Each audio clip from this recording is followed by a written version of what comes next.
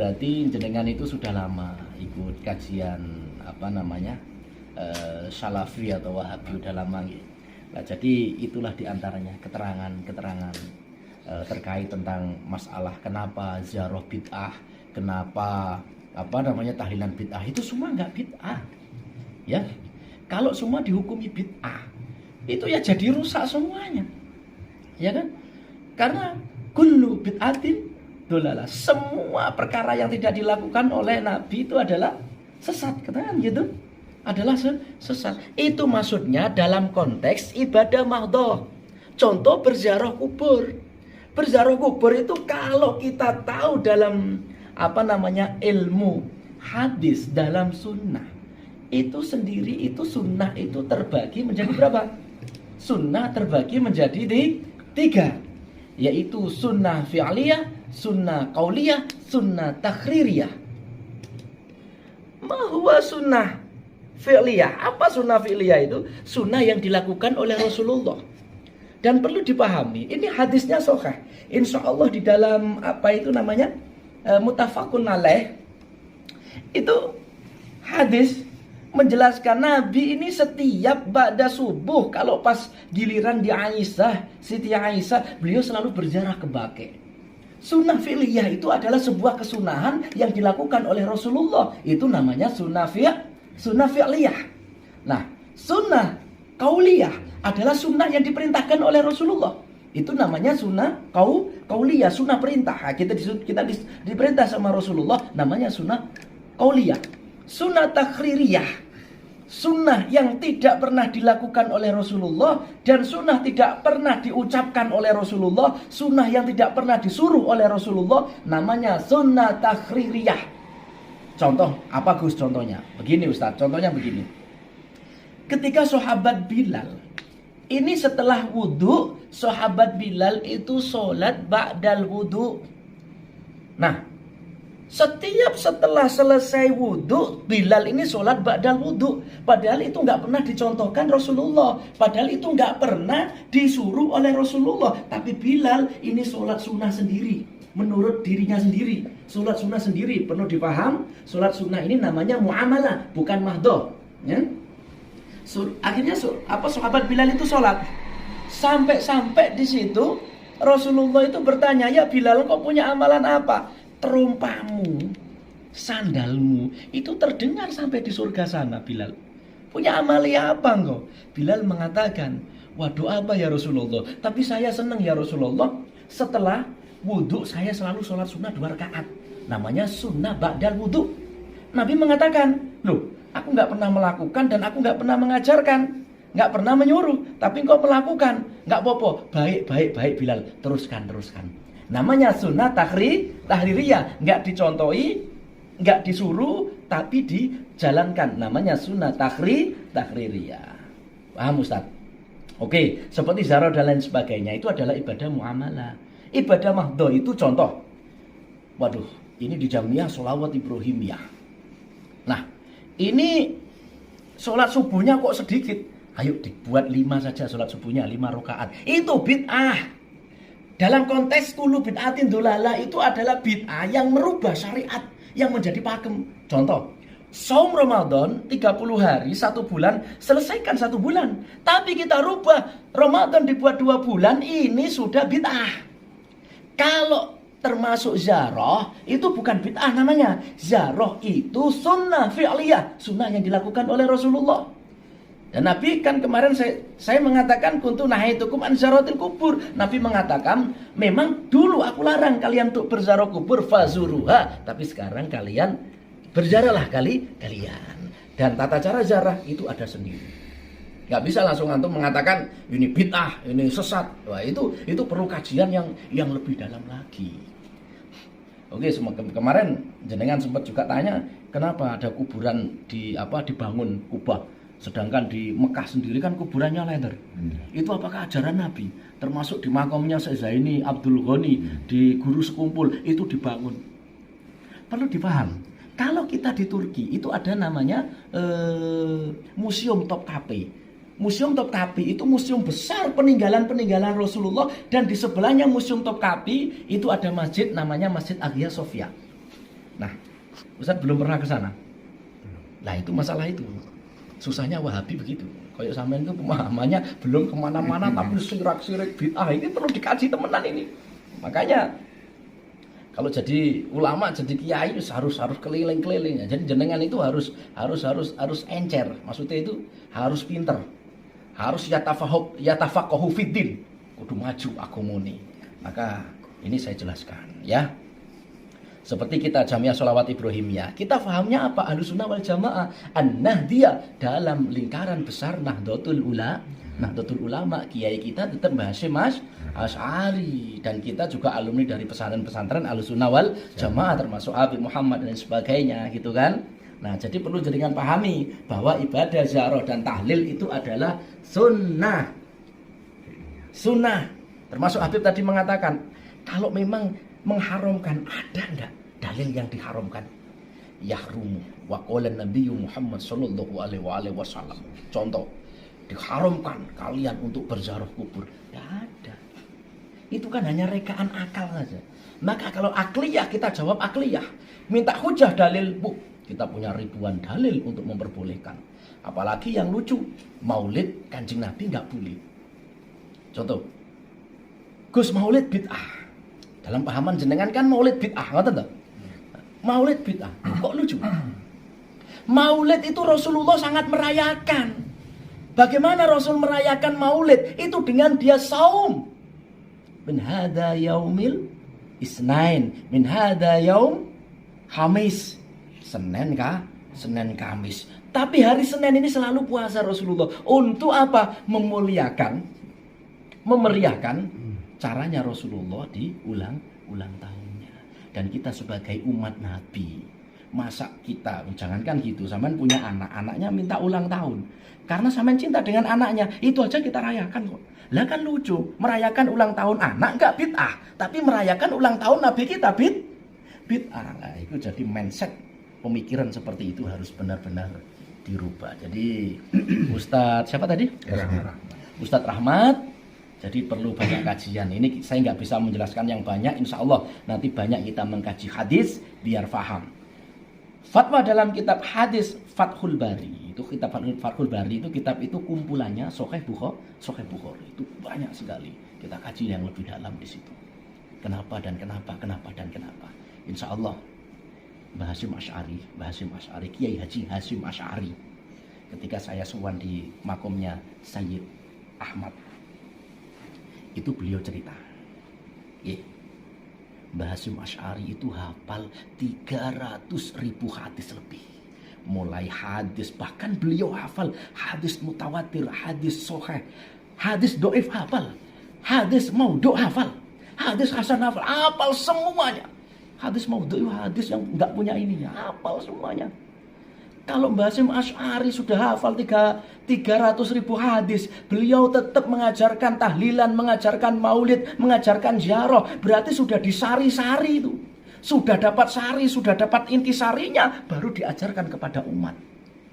Kalau memang ziarah kubur dan tahlilan itu adalah bid'ah, Mbah Hasyim Asy'ari pertama yang membid'ahkan. NU dibid'ahkan semua untuk untuk ziarah kubur. Kenapa Mbah Hasyim Asy'ari tetap memperbolehkan ziarah kubur? Mbah Hasyim Asy'ari memperbolehkan maulid. Mbah Hasyim Asy'ari malah menganjurkan untuk berziarah, tahlil dan lain sebagainya. Karena itu adalah sebuah muamalah yang luar biasa. Hikmahnya mempunyai spiritual yang punya hubungan luar biasa dengan Rasulullah. Begitu. Jadi apalagi pemahaman jenengan? Tadi jenengan bertanya ke saya ziarah bid'ah, tahlil bid'ah, sudah saya jawab semuanya. Kira-kira gimana? Sudah jelas? Ini yang live Facebook sebenarnya kita dari tadi ininya perdebatan membahas masalah tahlil ini baru saya live di Facebook biar untuk menambah ilmu teman-teman saudara-saudara kita semua. Gimana Ustadz Rahmat? Ada yang perlu dipertanyakan lagi? Selama ini saya kan sudah menjalankan istilahnya mengikuti ajaran seperti itu, Gus. Nggih. Untuk menurut jenengan niku kan salah nggih ajaran seperti itu. ajaran yang ziarah bid'ah, tahlilan Iya, bid'ah, kita akan membid'ah. salah tur dolalah, salah tur kaprah. Terus gimana Gus, untuk saya sendiri untuk menjadi yang lebih baik itu? Tobat, sampean harus tobat. Ustadz, jadi orang bajingan itu lebih mulia. Jadi orang bajingan ada maulid dia masih hormat. Tetapi sampean jadi umat muslim, lihat maulid sampean bid'ah-bid'ahkan. Subhanallah, itu lebih parah daripada orang bajingan, Ustaz. Afwan, ngapunten Ustaz. Seperti gitu. Jadi bagaimana kalau sudah seperti ini? Sudah pindah haluan. Dari aliran yang sampean ikuti, pindah haluan. Apa pindah haluan? Pindah haluan ikut Ahlussunnah wal Jamaah, An-Nahdiyah, Nahdlatul Ulama. Oke. Jadi bisa dipaham Ustaz? Kalau lebih pahamnya lagi, kita bahas masalah hadis yang lebih paham. Insya Allah kitab apapun akan saya siapkan. Oke. Jadi seperti itu. Oke. Sekarang begini. Ini alhamdulillah para konco, ini saudara kita yaitu Ustadz Rahmat. Beliau ikut dalam sebuah paham yang dimana tahlilan bid'ah dan ziarah juga bid'ah. Sudah kita jelaskan semuanya. Kalau kepingin tabayun lagi yang lebih dalam, silahkan. Cuma saya pesan kepada saudara-saudara jenengan, begini loh, silahkan dengan manhaj jenengan, dengan sampaikan kepada saudara-saudara. Silahkan kalau mau ceramah kemana-mana. Silahkan kalau mau ceramah kemana-mana sesuai dengan akidahmu, silahkan. Tapi jangan pernah mengkafir-kafirkan, membid'ah-bid'ahkan ajaran kita Ahlussunnah wal Jamaah. Ingat, Ahlussunnah wal Jamaah, An-Nahdiyah Nahdlatul Ulama, ini orangnya jutaan. Sudah mayoritas seluruh Indonesia. Tapi ajaran panjenengan itu masih minoritas di Indonesia. Lama-kelamaan di TV Rojar, TV dan lain sebagainya membid'ah-bid'ahkan kami diam. Ingat, sekali masih itu diteruskan, kami akan bersatu seluruh ulama Ahlussunnah wal Jamaah, Nahdlatul Ulama, bisa menggempur aliran itu, bisa mengusir Wahabi dari Indonesia. Itu akan sangat dan mungkin bisa kita usir dari Indonesia. Ingat, silahkan kalian mengkaji apapun, silahkan. Sesuai dengan akidahmu, silahkan. Jangan sirik-sirikkan orang yang berziarah kubur. Jangan membid'ah-bid'ahkan orang yang berziarah kubur. Ini fatal ini. Gak sepaham silahkan. Tetapi satu yang perlu dipaham, ajarkan mereka syariat sesuai dengan pemahaman akidah mereka. Ajarkan manhaj sunnah sesuai dengan pemahaman mereka. Tapi satu syarat, jangan pernah membid'ah-bid'ahkan atau mensirik-sirikkan kami semua warga Nahdiyah ketika berziarah kubur, tahlil, maulid dan lain sebagainya. Masih kami kasih waktu untuk di Indonesia. Ketika kami seluruh ulama dari Sabang sampai Merauke, kita berkumpul semuanya untuk menggempur, menghancurkan manhaj salafiyah. Seketika itu juga akan hancur. Ingat, ini juga akan terjadi ini. Kalau terus-teruskan seperti itu, kajian seperti itu diteruskan. Dan ini sangat bahaya dan sangat sakit hati kami semua tentang adanya kajian seperti itu. Maaf Ustaz ya. Jadi ini ini harus keras kita, masalah akidah kita. Kalau kepengen datang masalah dalil, silahkan datang ke Pondok Pesantren Internasional Al-Iliyin. Mau debat model apa? Bukan sombong saya, memang harus sombong masalah akidah. Karena kita mencari sebuah kebenaran. Datang, kita jelaskan sesuai dengan dalil yang sahih, sesuai dengan kitab-kitab yang diajarkan oleh guru-guru kita, termasuk dari faham Asy'ariyah. Imam Asy'ariyah. Ingat dalam suatu keterangan dalam kitab Tariful Umam al-Muluk, Nabi mengatakan begini Ustaz, sayati ila zaman, di dalam salah satu zaman nanti, ini agama terpecah belah menjadi banyak. Maka ikutilah ajaran seseorang sultan yang mampu menaklukkan Konstantinopel. Dalam juz 7 halaman 93, kitabnya Tariful Umam al-Muluk. Ikuti dalam ajaran yang sangat benar menurutku, kata Rasulullah, yaitu besok ada seorang sultan yang mampu menaklukkan Konstantinopel. Siapakah sultan itu? Namanya Sultan Ahmad Tsani. Nah, Sultan Ahmad Tsani ini membawa fahaman yaitu Asy'ariyah, i'tiqad Ahlus Sunnah wal Jamaah yang kita pakai sebagai Nahdlatul Ulama. Jadi ajaran ini, kalau masalah berdebat, masalah dalil tentang ziarah, tentang masalah tahlilan, kami siap welcome 24 jam. Nah, seperti gitu. Jadi seperti malam seperti begini. Jadi begitu Ustaz. Jadi maaf omongan saya agak kenceng karena agak semangat. Saya di Malaysia itu selalu berhadapan orang-orang yang model sampean seperti gini. Tapi alhamdulillah banyak yang tobat. Nah, ini tanya Abbas Syihabuddin. Iya, Pak? Iya. Nah, ini Abbas Syihabuddin ini selalu mengikuti saya ke Malaysia sana. Banyak yang model-model koyok jenengan gitu. Tapi jenengan biasanya gitu di batuk hitam tapi jenengan boten gitu. Ya guyon Ustaz ya. Nah, jadi gini Ustaz. Ini yang perlu kita paham ya. Perlu kita paham, memang perlu dikaji yang matang. Ya.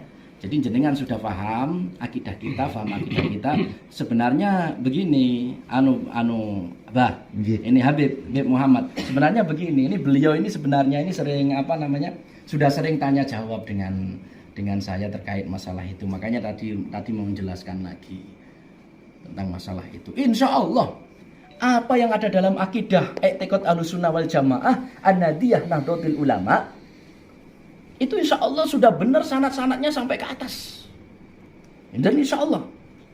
Dan begini, orang-orang banyak yang tanya, Gus, jenengan sebagai apa di NU? Di organisasi sebagai apa? Memang saya bukan ketua MWC, saya bukan mustasyar NU, saya bukan tanfidiyah NU, dan saya bukan pengurus keorganisasian NU. Tapi saya sangat berperan besar di dalam NU. Orang mengikuti NU, berjuang di NU, nggak harus masuk dalam struktur keorganisasian Nahdlatul Ulama. Malah yang luar biasa berjuang di NU itu malahan yang paling kebanyakan yang nggak masuk di struktur keorganisasian. Contoh guru-guru TPQ di pedalaman, kiai-kiai seperti Abah Su'ed, Kiai Su'ed ini yang ngaji manakiban dan lain sebagainya di kampung-kampung, menguatkan akidah Ahlus Sunnah wal Jamaah, itu juga berjuang di NU.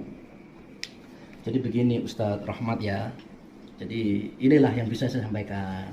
Karena jenengan silaturahim ke sini, bertanya tentang masalah kuburan bid'ah, terus maulid bid'ah, terus tahlilan bid'ah, sudah saya jawab semuanya. Mungkin ada yang belum paham, mungkin jenengan tanyakan. Sudah paham ya? Nah, bagaimana caranya untuk menjelaskan kepada mereka semua? Insya Allah nanti akan saya ajak kajian kitab yang khusus, insya Allah bersama Habib Muhammad juga. Insya Allah nanti di lain waktu yang kosong. Jadi gitu ya Ustadz Rahmat.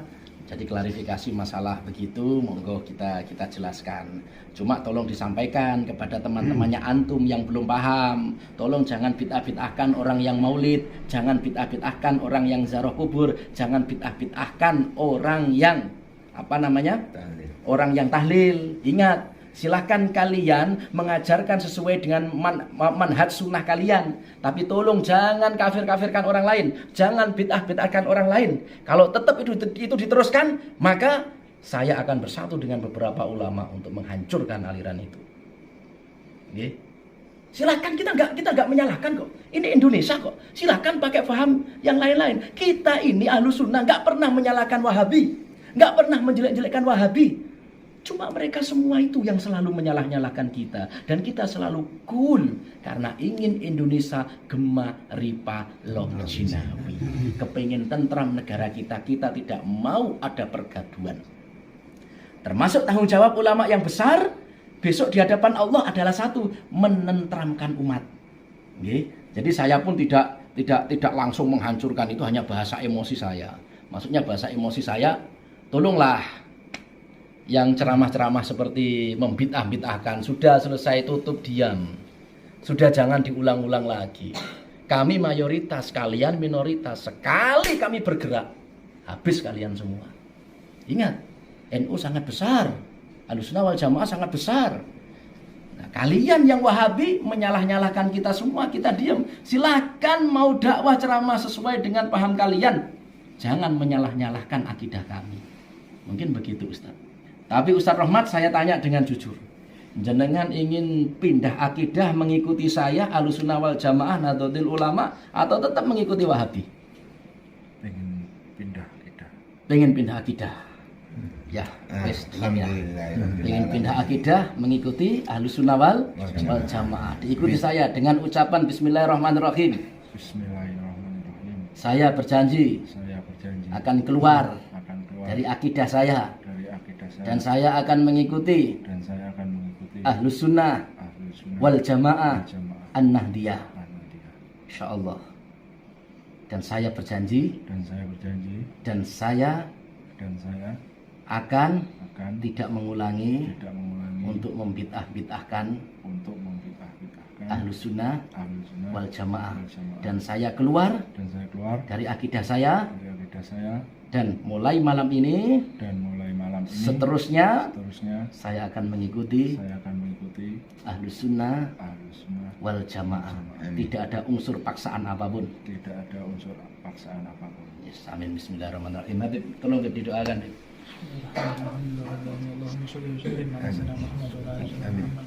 اللهم إنا أسألك ما سألك عبادك ونبيك وحصل رحمة بارك وسلم أعوذ بك بما استعليك عبادك ونبيك محمد صلى الله عليه وسلم بارك سورة المستعان ولك البلاك ولا حول ولا قوة إلا بالله اللهم إني أسألك اللهم إنا نسألك فهم النبيين وحفظ المرسلين وسرعة إلحام ملائكة المقربين اللهم ارزقنا بالعلم وزينا بحلمي وأكرمنا بالتقوى وحمدنا بالعافية يا رب العالمين وصلى الله على سيدنا محمد نبي الأمي وعلى آله وصحبه وسلم على النيات وكل نية صالحة إلى حضرة النبي محمد صلى الله عليه وسلم بسورة الفاتحة يا نبي ya, alhamdulillah, mudah-mudahan silaturahim kita pada pagi hari ini, pagi nih Pak. Pagi hari ini semoga menjadikan manfaat. Gimana Kiai Abdul? Ada tambahan sedikit untuk disampaikan?